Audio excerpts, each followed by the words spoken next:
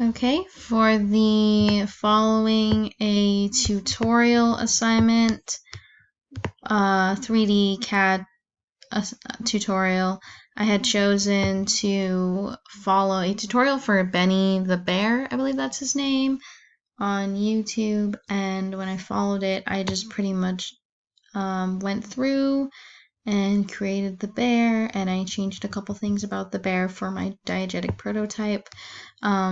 My idea for the diegetic prototype was to create some sort of stuffed animal plushie slash backpack for younger kids.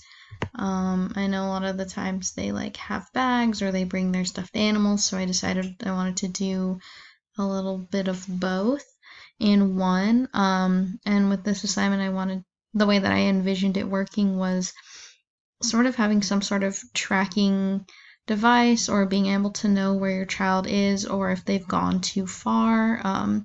Just being able to keep kids safe. I did change the color and I added a little heart just to make it a little more kid friendly, just appeal to kids more.